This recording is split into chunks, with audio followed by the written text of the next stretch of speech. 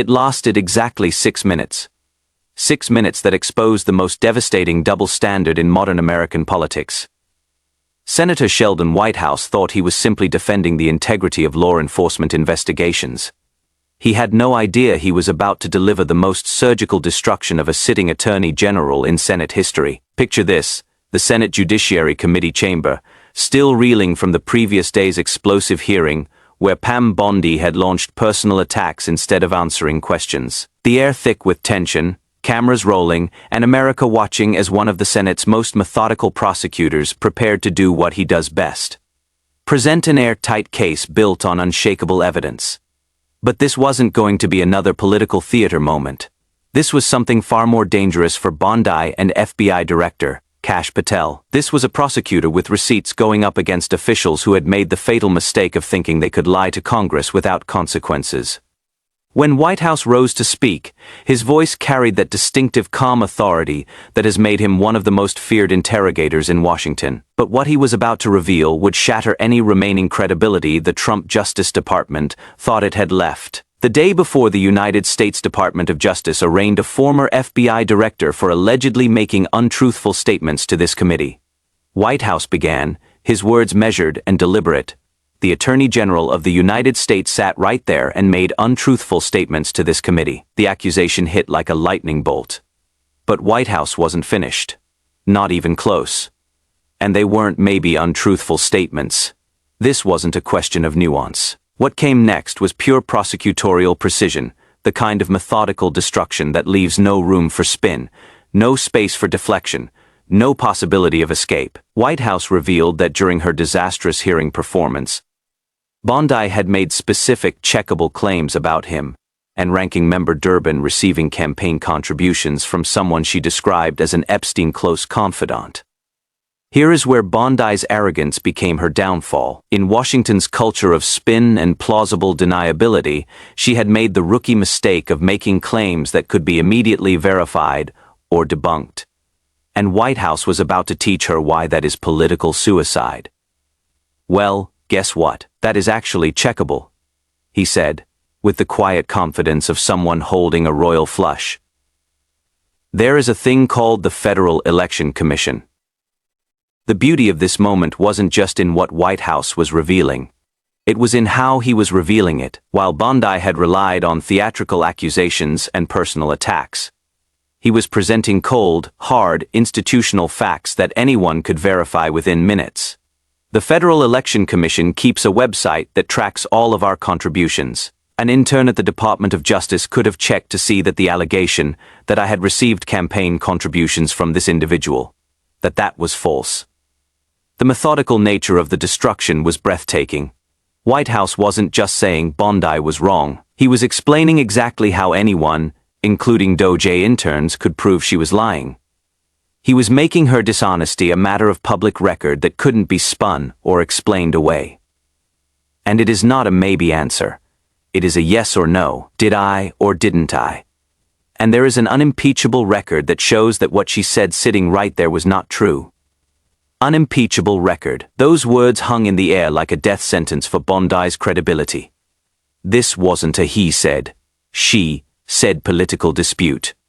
This was documented evidence of false statements made by the nation's chief law enforcement officer. But Whitehouse was just getting started. Having destroyed Bondi's credibility, he turned his sights on FBI Director Kash Patel, and what he revealed next was even more devastating. The other thing that the Attorney General did sitting right there was to strip all cover away from the untruthful statements that had been made to this committee by the current FBI Director. This is where the story gets truly explosive. Patel had previously testified to the committee about his grand jury testimony in the Mar-a-Lago case, making several specific claims that Whitehouse was about to systematically destroy. According to Whitehouse, Patel had told the committee he couldn't discuss his grand jury testimony because the Department of Justice had sealed the testimony and because there was a court order barring him from doing that. Patel had even identified the specific judge, the chief judge of the D.C. Federal District Court. Here is where the web of lies completely unraveled. Well, guess what? We know that since then the chief judge of the Federal District Court has said that that was not true. He said specifically nothing prevented Director Patel from discussing his grand jury testimony. So Patel's claim about a court order was demonstrably false. But it gets worse. When the committee challenged Patel on these false statements during the hearing, he had tried to save himself by making another claim that he had worked with the DOJ to see that his grand jury testimony is publicly released. Whitehouse revealed the devastating truth. Well, it either has been publicly released or it hasn't. It is a very simple distinction, yes or no, and we all know that it has not in fact been publicly released. So now Patel was caught in 3 separate lies: false claim about DOJ sealing his testimony, false claim about a court order preventing disclosure, false claim about his testimony being publicly released. But here is the most damning part: when given the opportunity to back up Patel's claims during her own hearing, Bondi had left him high and dry and refused to say that anything had been publicly released, that there was any publicly released transcript. The Attorney General had basically thrown her own FBI director under the bus, confirming that his statements to Congress were false. The irony that Whitehouse laid out was absolutely devastating. Yesterday, an FBI director was arraigned for making a false statement. The day before that, the Attorney General of the United States made arguably even falser statements. Think about the implications of this. The Justice Department was prosecuting former FBI Director James Comey for allegedly making false statements to Congress, while simultaneously protecting current officials who had demonstrably made false statements to the exact same committee. This wasn't just hypocrisy, it was the complete collapse of any pretense that justice was being applied. Equally, the message was clear: if you are part of Trump's team, you can lie to Congress with impunity. If you are not, you get indicted. What made Whitehouse's presentation so devastating was its methodical, prosecutorial precision. He wasn't relying on political spin or emotional appeals. He was presenting a case built on documented FEC records that anyone could verify, official court statements from federal judges, public records of what had and hadn't been released, direct contradictions between officials' claims and verifiable facts. This is what happens when a real prosecutor goes up against political performers who think they can lie their way out of anything. The contrast couldn't have been starker.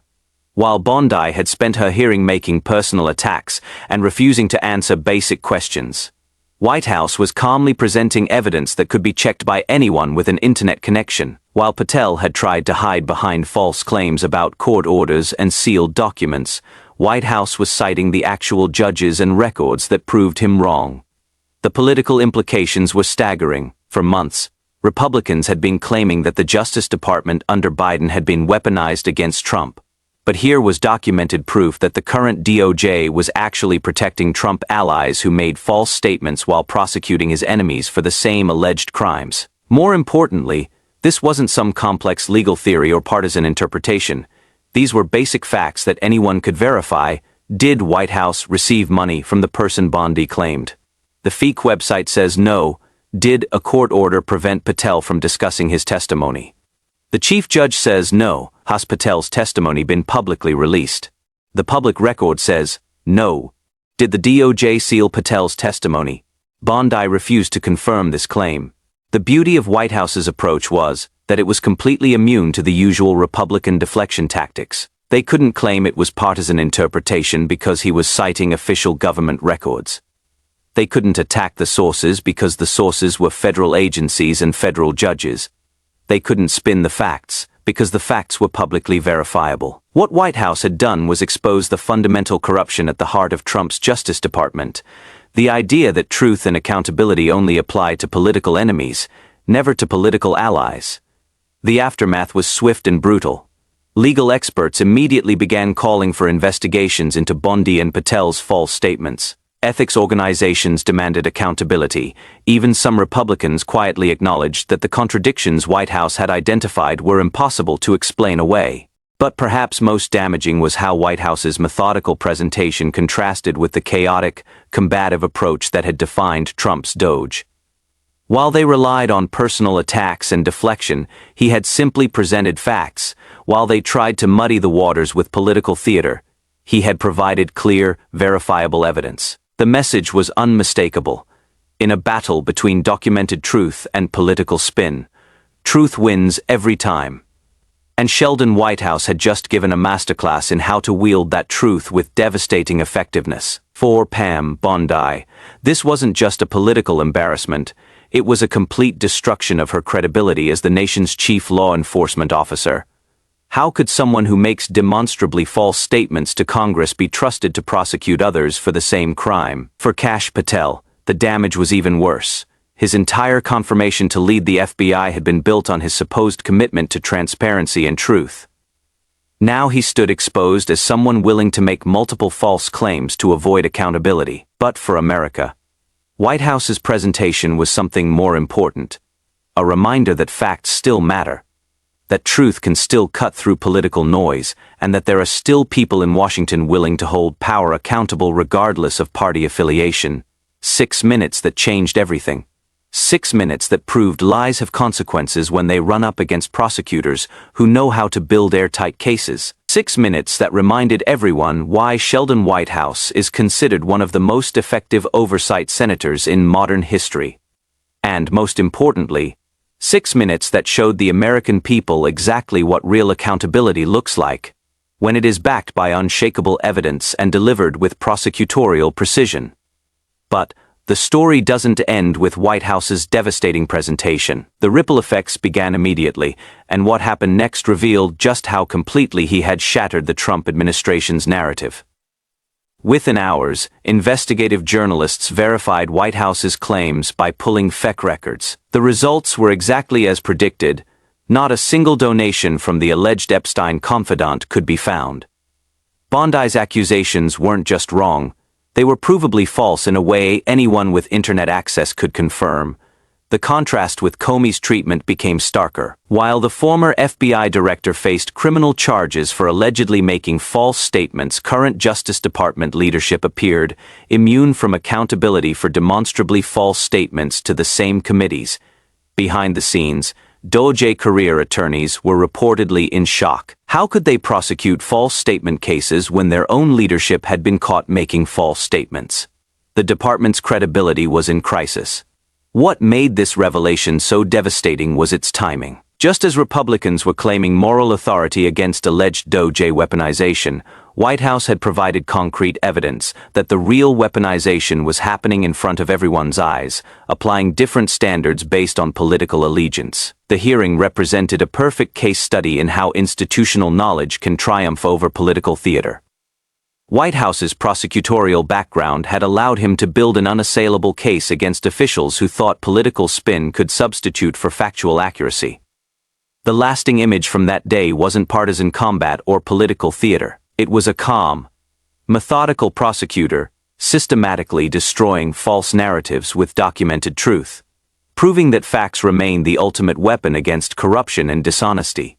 What happened in the weeks following this devastating exposure became even more telling. Bondi and Patel, once confident in their ability to deflect accountability through personal attacks and political theater, suddenly found themselves isolated and defensive.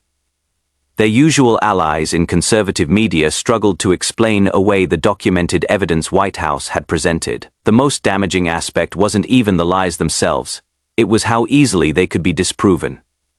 In an era where political spin often creates enough confusion to muddy the waters, Whitehouse had identified claims so clearly false that no amount of messaging could save them.